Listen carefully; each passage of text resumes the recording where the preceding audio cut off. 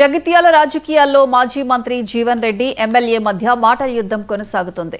నిన్న ఎమ్మెల్యే సంజయ్ కుమార్ చేసిన వ్యాఖ్యలను జీవన్ రెడ్డి తీవ్రంగా ఖండించారు.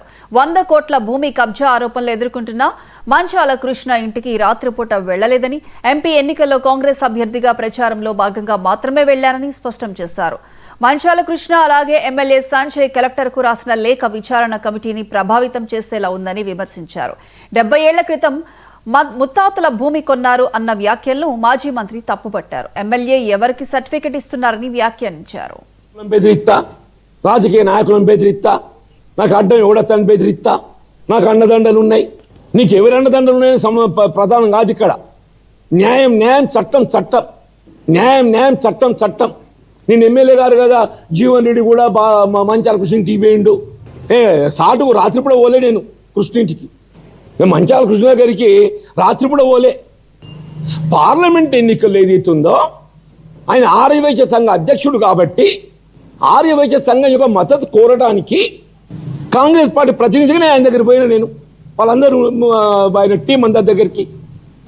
అంతే తప్ప ఏదైనా మళ్ళీ ఏదన్నా ఆయనతో ఫోన్లో మాట్లాడో రాత్రిపూట ఇంటికి పోయి వచ్చి ఏదైనా లావాదేవీలు చేసుకుంటూ చెప్పు అని చెప్పాను.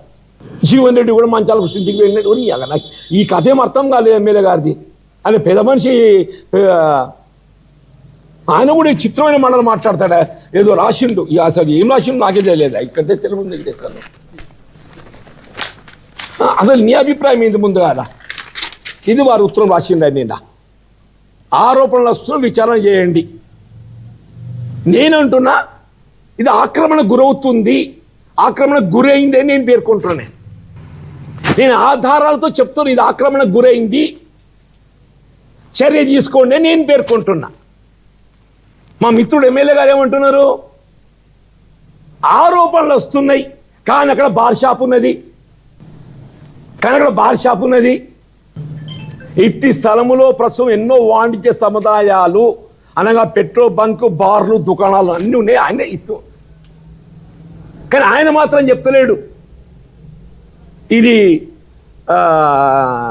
ఆక్రమణ, ఇది అలాట్మెంట్కు భిన్నంగా, ఇది అలాట్మెంట్కు భిన్నంగా ఈ డివిజన్ బెంచ్ జడ్జిమెంట్ ప్రకారం ఏది